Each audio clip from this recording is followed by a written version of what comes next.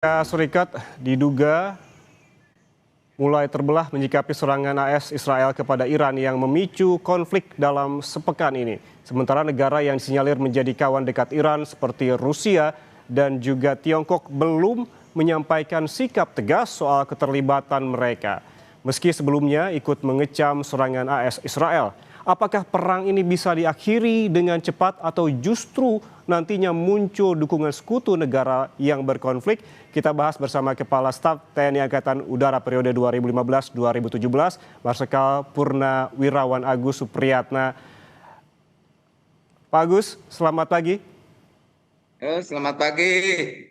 Pak Agus, ini kalau kita melihat Amerika Serikat ini tampaknya geram karena sekutunya Inggris dan juga kemarin disusul Spanyol tak ingin terlibat dalam konflik dengan Iran.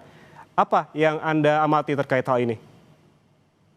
Aku terima kasih, bagus, betul sekali ya. Kalau misalnya Inggris, Spanyol, dan beberapa ya negara yang tidak mau ikut campur, itu sudah mengerti, bukan mengerti masalah apa yang diinginkan oleh Amerika. Tapi mereka ngerti apa nih sih sebetulnya yang diinginkan oleh Trump.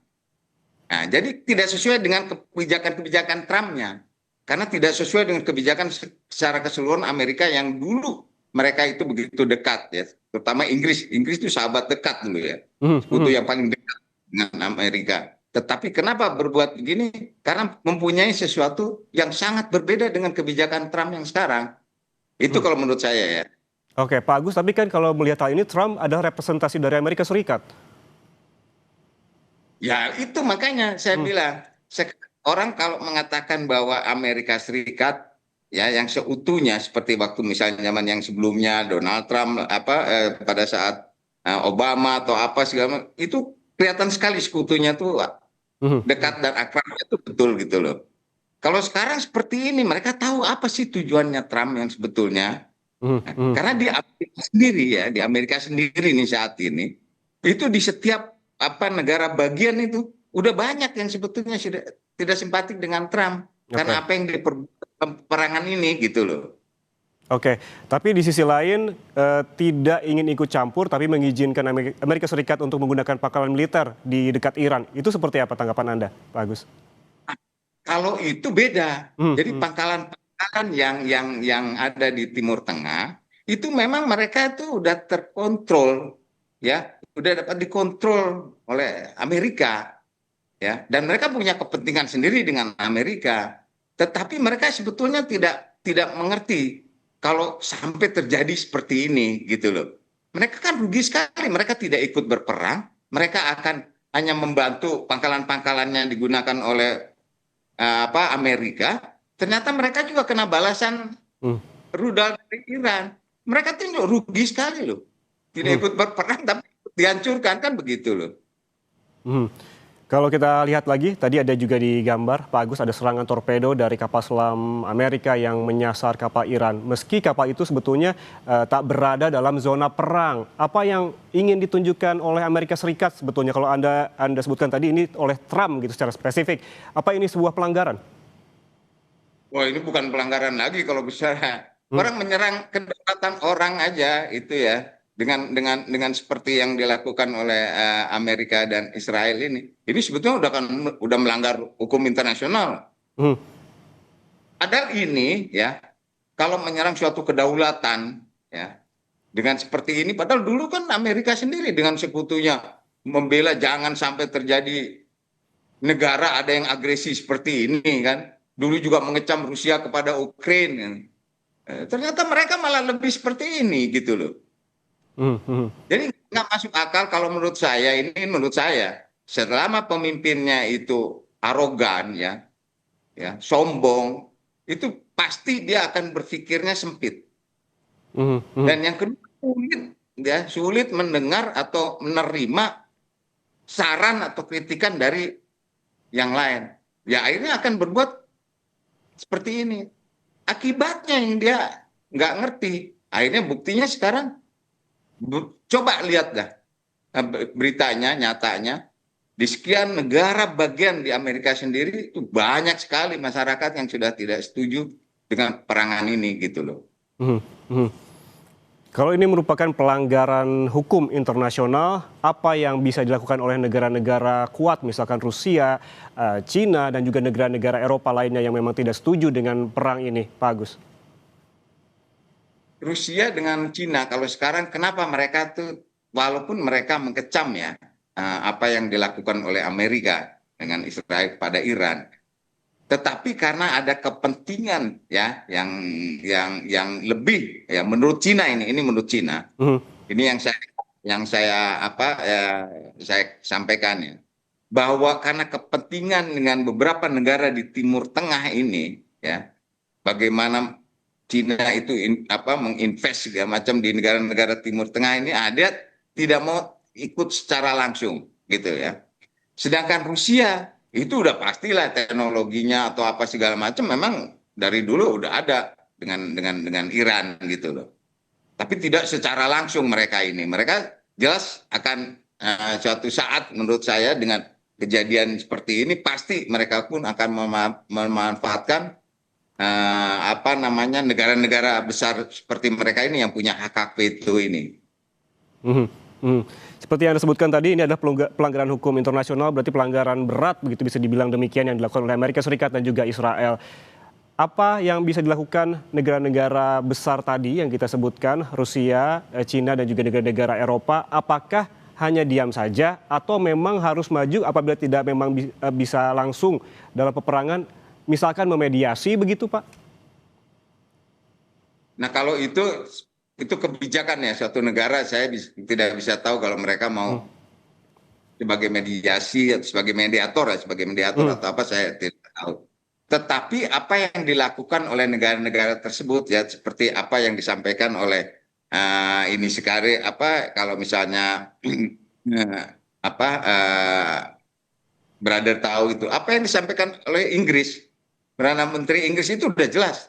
Apalagi pidatonya kemarin itu hmm. udah jelas bahwa ini adalah hal yang tidak sesuai lah dengan negara-negara sekutunya yang lain gitu loh. Hmm, hmm. Tetapi yang berarti yang segala macam itu pasti negara-negara memang yang sudah tahu apa yang akan sanksi yang akan Hmm. diberikan oleh negara tersebut gitu loh. Oke.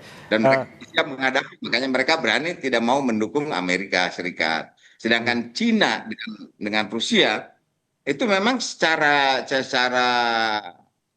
sekarang yang kita lihat secara ini mereka seakan-akan tidak mendukung ya atau tidak mau menyelesaikan permasalahan ini. hmm. Tapi saya yakin ke depannya mereka akan berpikir kalau ini panjang akan terjadi hal-hal secara global bahaya pasti mereka akan berbicara. Itu saja yang ingin saya sampaikan. Oke, Pak Agus, Anda tadi sempat menyampaikan terkait mengapa Rusia dan juga Cina tidak ingin terlibat langsung dalam peperangan termasuk alasan ekonomi. Kemudian apa sih biasanya alasan lain sebuah negara tidak ingin terlibat lebih jauh selain tetap ingin perdamaian terjaga?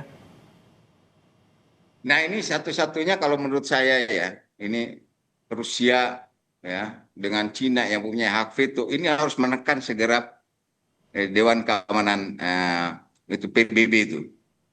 Harus segera dia tekan PBB. Hmm, Nah, PBB harus segera melaksanakan sesuai dengan tugas dan fungsi tanggung jawabnya Dewan Keamanan itu. Itu yang hmm, hmm, hmm. akan dilakukan dan saya yakin akan dilakukan. Nah, dan penekanan ini pasti mudah mulai ya, mulai di Kongres juga sudah Hmm. mulai, apalagi nanti dari negara-negara besar seperti Cina, Rusia itu menekan PBB agar PBB Oke.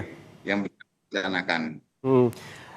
Perang ini sudah hampir sepekan begitu dari mulai serangan Amerika Serikat Israel ke Iran dari pekan lalu begitu ya Pak Agus. Lalu sebetulnya seperti yang disebutkan tadi soal menekan PBB, sejauh ini apakah Anda sudah melihat apa saja yang dilakukan oleh Perserikatan Bangsa-Bangsa terkait hal ini? Namun jangan dijawab dulu Pak Agus, usai jeda kita kembali. Tetaplah bersama kami di Breaking News Kompas TV.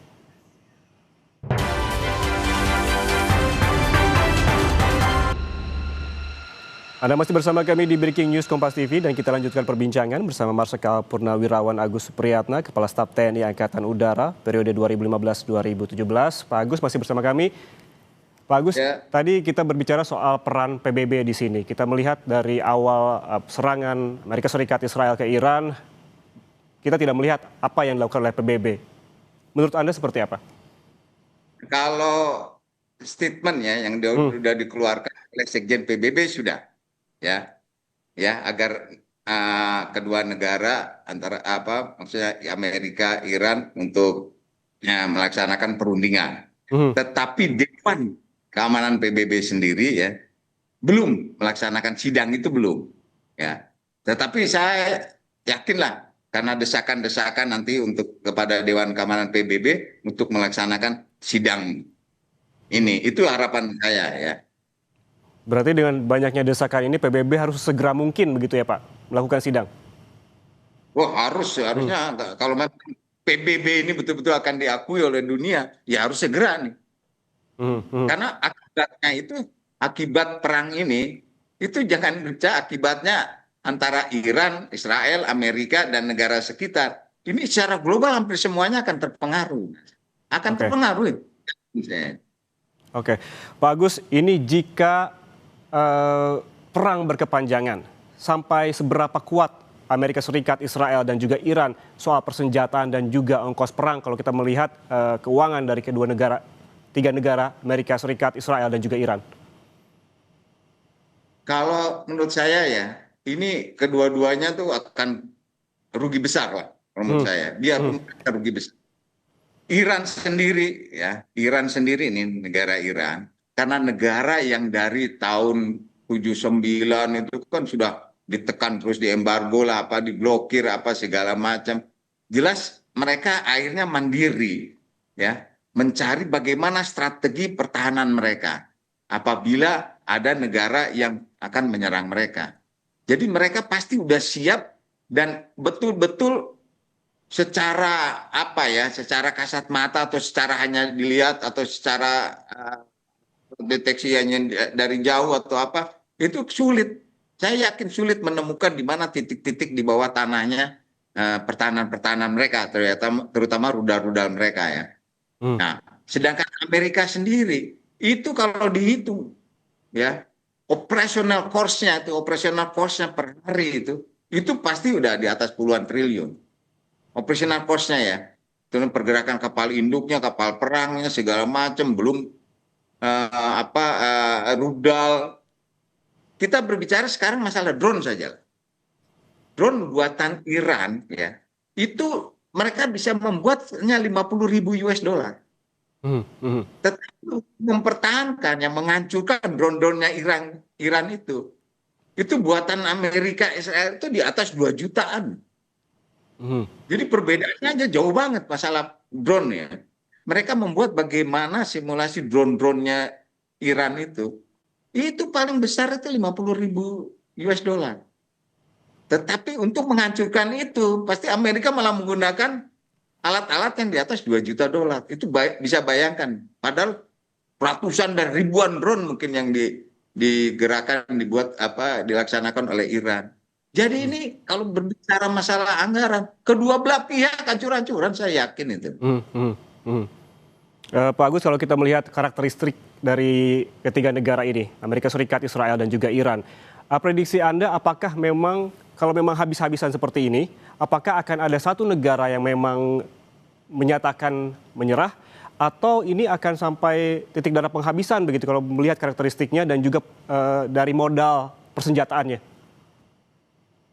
Kalau saya lihat ya, bayangkan sebagai kepala negara ya, tertingginya itu sudah almarhum, sudah meninggal.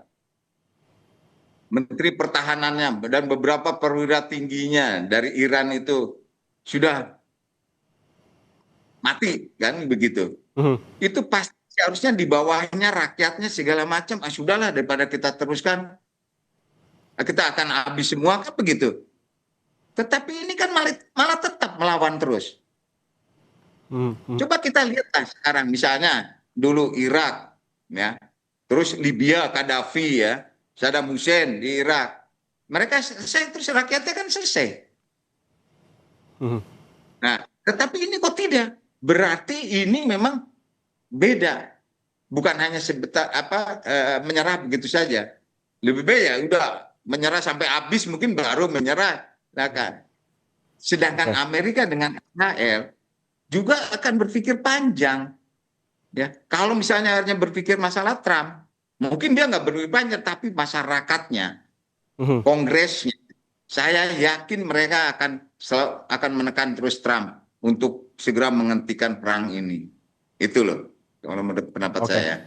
Oke, Pak Agus, kalau tadi soal negara-negara yang memang berkonflik begitu, Amerika Serikat, Israel, dan juga Iran, kalau memang perang ini berkepanjangan, apa yang Anda amati soal dukungan negara-negara Timur Tengah begitu? Apa mereka akan tetap bersikap netral meski sejumlah pangkalan militer juga diserang?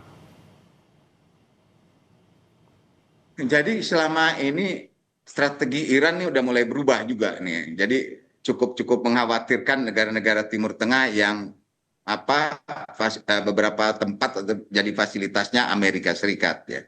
Mhm, Karena penyerangan dari Iran ini bukan di mana fasilitas yang digunakan oleh Amerika saja, mhm, mhm, tetapi hati-hatinya itu mereka jangan-jangan Iran juga ya.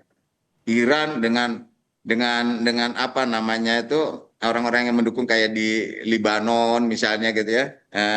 Ada Hizbullah lah, terus ada juga macam-macam lah pokoknya kalau menurut saya yang di luar Iran sendiri ya itu akan bergerak untuk menghancurkan fasilitas-fasilitas strategis lainnya. Nah, itu yang bahaya juga. Itu mhm. akan merugikan negara-negara Timur Tengah ya yang mendukung memfasilitasi angkatan perangnya dari Amerika Serikat. Oke, Pak Pak Agus, apakah ini tidak menjadi kerugian begitu bagi Iran begitu di tengah-tengah negara-negara yang menyerang itu tidak cuma satu, jadi seolah-olah dikeroyok. Bukan hanya Amerika Serikat dan juga Israel yang menjadi penyerang utama, begitu ada dukungan-dukungan juga dari negara-negara tetangga dari Timur Tengah seperti Arab Saudi dan juga Uni Emirat Arab begitu. Apakah ini tidak merugikan Iran di tengah banyaknya negara begitu yang seolah-olah mengeroyok Iran?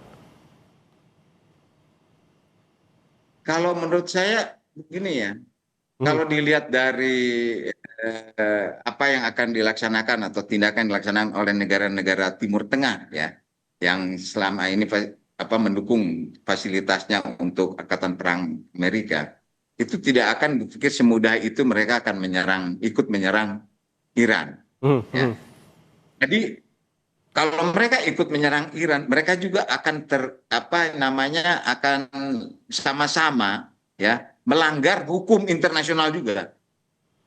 mhm, Nah, Amerika dia berani melanggar begitu, dia merasa kuat. Di Dewan Keamanan PBB pun dia akan merasa kuat melawan itu. Nah, sekarang negara-negara lain udah nggak bisa seperti itu, ya. Karena negara-negara sekitar ya, negara-negara sekitar maupun negara-negara lain di dunia ini, itu kan dari sejak tahun 79 itu sudah mengembargo. Jadi Iran itu sudah begitu lama diembargo oleh dunia. Berarti dia kan sudah teruji. mhm, Sudah teruji Iran. Iran tuh beda. mhm, Maksud saya jadi dengan negara Timur Tengah lainnya tuh beda. Mereka teruji sekian lama mhm, diembargo dunia. Tetapi dia masih seperti ini. Kita harus membayangkan bagaimana terujinya mereka itu. mhm.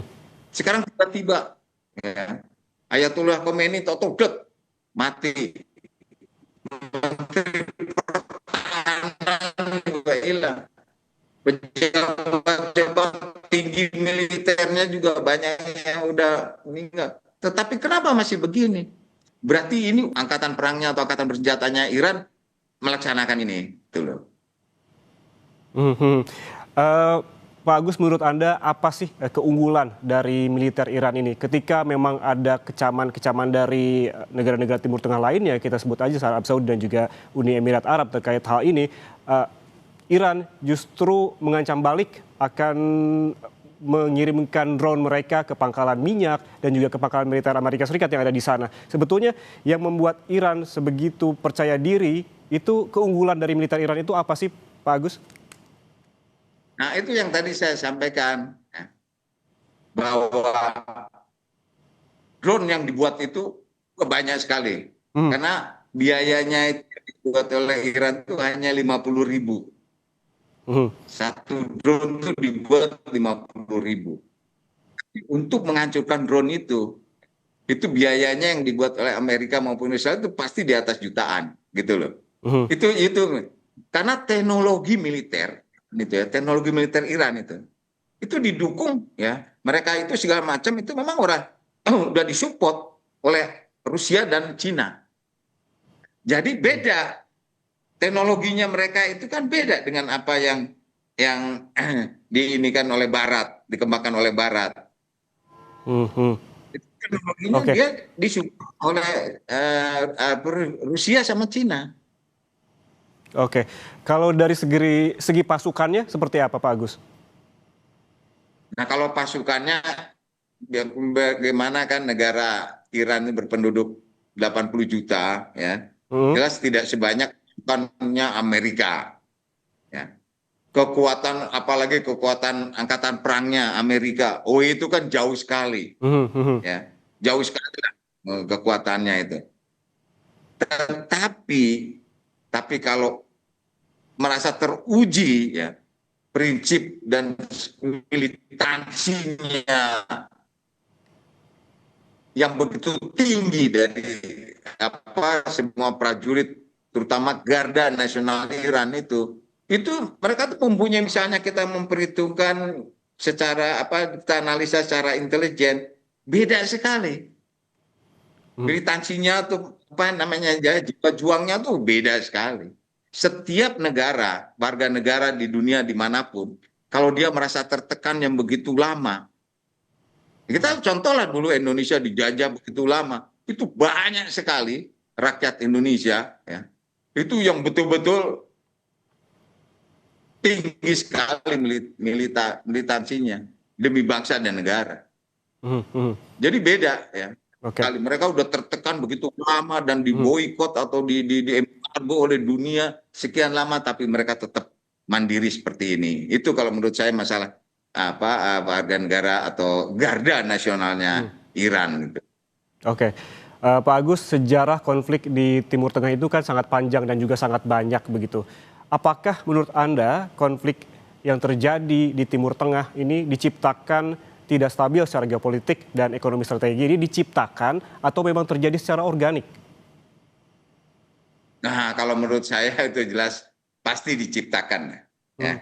Hanya kita tidak tahu siapa sebetulnya di belakang yang menciptakan ini, tuh kita tidak tahu persis ya. Kita tidak bisa menuduh persis ya. Hmm. Hmm. Tetapi nanyanya ini ya, Amerika juga mungkin mungkin bukan Amerika lah, Trumpnya ya.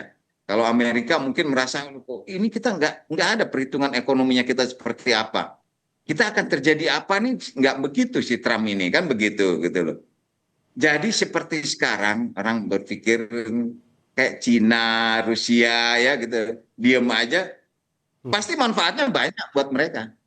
Mereka tidak mengeluarkan uang banyak segala macam, tapi suatu saat mereka pasti dibutuhkan ya hasil-hasil hasil-hasil mereka, sumber-sumber apa dari mereka itu dibutuhkan oleh negara-negara Timur Tengah. Udah pasti gitu loh. Nggak mungkin mereka dibutuhkan dari Amerika karena sekian banyak yang dibutuhkan oleh negara-negara Timur Tengah. Ya pasti juga mereka akan membeli dari Cina maupun dari Rusia. Itu Oke. yang harus ini kan. Karena perang itu kan kalau menurut saya itu kan adalah suatu mainan ya. Ini Hmm. kalau menurut saya ini mainannya Trump ya untuk mengalihkan turunnya ya popularitas di dalam negeri sendiri. Kalau menurut saya itu. Jadi karena popularitas Trumpnya itu kurang di dalam negeri, udah mulai berkurang. Wah, dia akan mengadakan ini loh saya Hmm. mengadakan Hmm. perang seperti ini. Tetapi secara keseluruhan ya masyarakat Amerika di beberapa bagian negara bagian saja itu udah banyak sekali yang tidak setuju dengan apa yang dilakukan oleh Trump ini. Oke. Jadi Oke. bicaranya Trump ya, jangan Amerika, tidak seluruh Amerika karena Hmm. saya Hmm. juga sekolah di Amerika sana ya orang-orangnya sebetulnya tidak seperti ini juga gitu loh. Hmm. Hmm. Hmm. Berarti kita menunggu juga bagaimana sikap negara-negara sekutu lainnya, begitu melihat negara-negara di Eropa dan juga negara besar lain seperti Cina dan juga Rusia, dan juga terkait Betul. dengan langkah PBB akan seperti apa juga ke depannya. Terima kasih Kepala Staf TNI Angkatan Udara periode 2015-2017, Marsikal Purnawirawan Agus Supriyatna, atas waktunya bersama kami di Breaking News. Sehat selalu, Pak. Oke. Saudara, jangan kemana-mana karena Breaking News Kompas TV